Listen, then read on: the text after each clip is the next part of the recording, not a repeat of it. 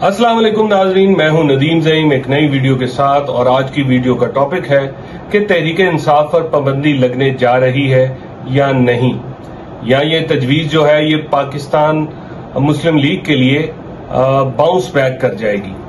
इसके ऊपर बात करेंगे। वजीर इत्तलात जो हैं हुकूमती पार्टी के अता तारड़ साहब, उन्होंने प्रेस कॉन्फ्रेंस करके तजवीज पेश की है कि तहरीक इंसाफ पर हम पाबंदी लगाने जा रहे हैं। उसके लिए एक रेफरेंस सुप्रीम कोर्ट भेजा जाएगा और सुप्रीम कोर्ट उसका फैसला करेगी। तो उसके ऊपर जिस तरह का रिएक्शन इत्तेहादियों ने दिया है वो तो साफ जाहिर है कि उन्होंने इस बात को ऑन नहीं किया, अभी इस आइडिया को बाय नहीं किया। लगता है कि उजलत में ये प्रेस कॉन्फ्रेंस कराई गई है। अब एक जो मजे की बात है और जो हैरानकुन बात है वो ये है कि खुद मुस्लिम लीग नून ने भी इसके ऊपर ऐसा रिएक्शन अजीब सा दिया है जिससे मालूम होता है कि मियां नवाज शरीफ या उनकी पार्टी को भी इस बात का पता नहीं था। ये थोड़ी सी अजीब बात होगी।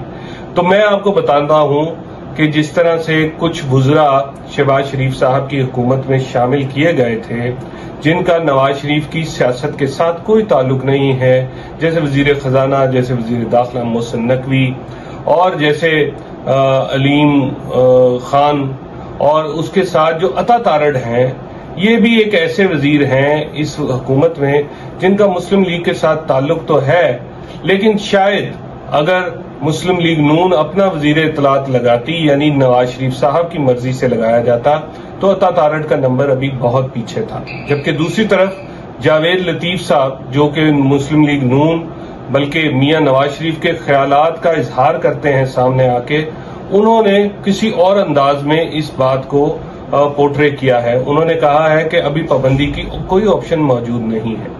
जावेद लतीफ साहब की बात को मैं जाती तौर पे मुस्लिम लीग नून की ज्यादा ऑथेंटिक बात मानता हूं। लिहाजा ये जो पाबंदी लगने जा रही है या पाबंदी की जो तजवीज आई है, ये ऐन उस वक्त आई है जब ओवरऑल तहरीक इंसाफ जो है वो स्नब्ड है, जिसके ऊपर मुकदमात चल रहे हैं। कोई ऐसी बड़ी दहशतगर्दी का वाकया उनके ऊपर अभी तक नहीं लगाया गया, यानी 1-1.5 हफ्ते के अंदर कोई ऐसी चीज सामने नहीं आई जिसकी वजह से इसके ऊपर ये पाबंदी लगाई जाती। जो बड़ा फैसला हुआ है या कुछ बड़ा अगर हुआ है जिसके लिए पाबंदी की तजवीज सामने आई है, तो वो ये है कि सुप्रीम कोर्ट के 13 रुकनी बेंच ने, यानी फुल कोर्ट ने, ये एक फैसला दिया है जिसमें उन्होंने तहरीक इंसाफ को बाकायदा पार्लिमानी पार्टी मान लिया है और ये भी कहा है कि उनको एक सियासत से आउट नहीं किया जा सकता। जिस तरह के उनको मखसूस नशिस्तें वापस मिली हैं और उसके बाद उनकी जाहिर तादाद तो बढ़ गई, मगर वो तादाद हुकूमत के लिए खतरनाक नहीं है। आज अगर उनके लिए कुछ खतरनाक है तो वो ये है कि आईनी तरामीम के लिए जो 2/3 अक्सरियत उनको हासिल थी वो नहीं मिल सकती।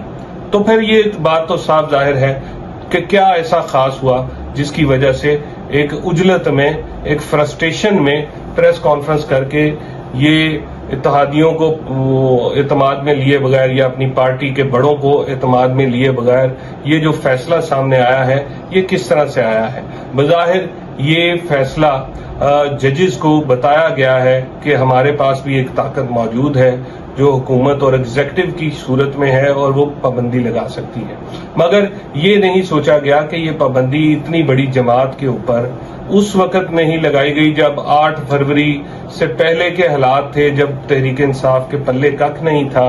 उस वक्त अगर ये पाबंदी लगती तो कुछ और बात थी। अब 8 फरवरी तकरीबन 2-2.5 करोड़ वोट उनको पड़ चुका है, उनकी पार्लियामेंट में सबसे बड़ी नुमाइंदगी है, और उसके बाद उन पर पाबंदी लगाने का मतलब समझ नहीं आता है। और एक ऐसे हालात में जबकि हुकूमत अपने मोहरे जो है उनके सामने कमजोर पड़ते पड़ते खोती जा रही है और कैदी नंबर 804 जो है वो मजबूत होता जा रहा है। ऐसे हालात में सिर्फ एक ही बात समझ में आती है और वो है कि एग्जीक्यूटिव यानी एस्टेब्लिशमेंट अपना जो ताकत है वो दिखाना चाहती है।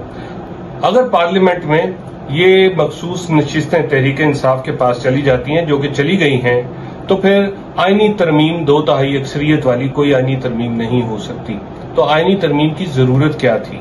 आईनी तरमीम की जरूरत के हवाले से आप लोगों को पता है कि कुछ बड़ी सीटें जिस तरह आर्मी चीफ की सीट है, जिस तरह चीफ जस्टिस ऑफ पाकिस्तान की सीट है, इसके बारे में खबरें आ रही थी कि इनको एक्सटेंशन देने के लिए कुछ पैकेजेस तैयार किए जा रहे हैं कि जजेस के लिए एक पैकेज लाया जाए और एक फिर आर्मी चीफ के लिए एक्सटेंशन की बात की जाए।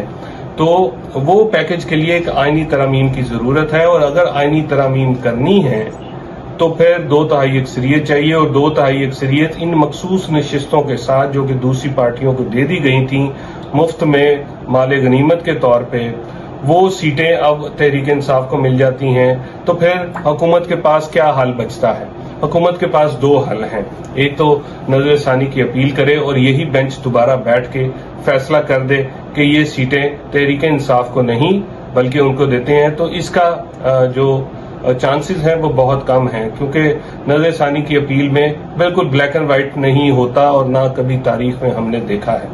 दूसरी ऑप्शन ये है कि तहरीक इंसाफ में एक फॉरवर्ड ब्लॉक बन जाए, कुछ लोग निकलें और वो दूसरी पार्टियों के साथ जुड़ जाएं, जैसे तहरीक अदम एतमाद में हुआ था और इमरान खान की हुकूमत गिरा दी गई थी।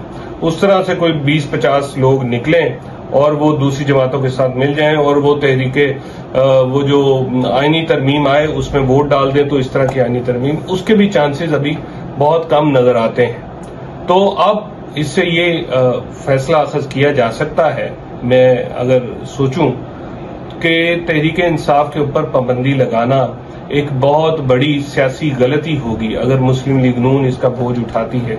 वैसे तो मुझे नजर नहीं आ रहा है कि मुस्लिम लीग नून इसका बोझ उठाएगी, क्योंकि इस वक्त इस्टेब्लिशमेंट की जमात मुस्लिम लीग नून और सियासी जमात मुस्लिम लीग नून के अंदर बड़ी कंफ्यूजन है।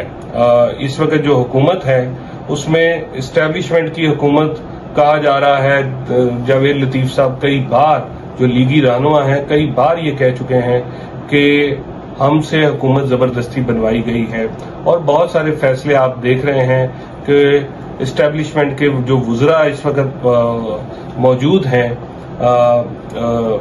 काबीना के अंदर, उनके जरिए बहुत सारे फैसले ऐसे हो रहे हैं जिनका पाकिस्तान मुस्लिम लीग को पता भी नहीं होता, या नवाज शरीफ की सियासत से वो दूर हैं।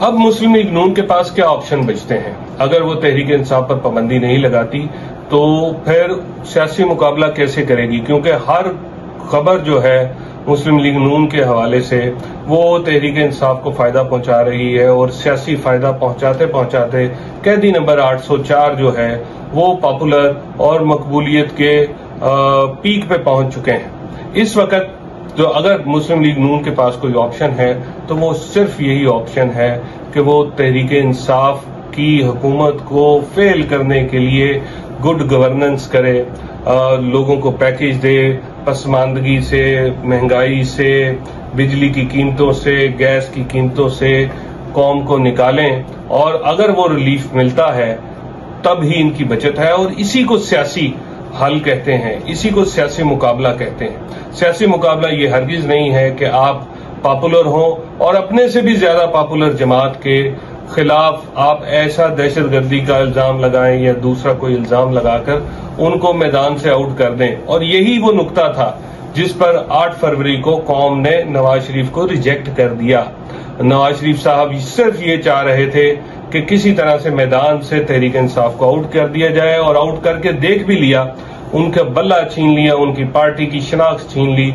उसके बावजूद लोगों ने फर्स्ट कैटेगरी के जो कैंडिडेट्स थे, उम्मीदवार थे तहरीक इंसाफ के, वो अंदर थे। सेकंड भागे हुए थे। थर्ड कैटेगरी के उम्मीदवार जिनको कोई नहीं जानता था, कौम ने ढूंढ ढूंढ कर उनको वोट लगाए और देख लिया कि सियासी हल सिर्फ एक है कि अपने आप को इम्प्रूव किया जाए और गुड गवर्नेंस के जरिए पार्टी को, तहरीक इंसाफ को हराया जाए और अपनी वापस मकबूलियत हासिल की जाए। बिलाशुबा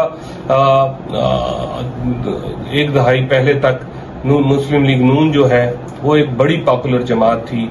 इसी पाकिस्तान के अंदर हर कोई उनका नाम जपता था, और इस्टेब्लिशमेंट को अगर किसी ने टक्कर दी है माजी में तो सिर्फ नवाज शरीफ हैं। लेकिन आज नवाज शरीफ का नाम सिर्फ इन्हीं हरबों की वजह से कि पकड़ धकड़, गिरफ्तारियां, और अगर उन्होंने नहीं भी की तो जिम्मेदारी लेने के बाद वो अपनी सियासत खोते जा रहे हैं। आज की वीडियो के लिए इतना ही। मिलेंगे अगली वीडियो में किसी अगले टॉपिक के साथ। तब तक के लिए इजाजत दीजिए। अल्लाह हाफ़िज़।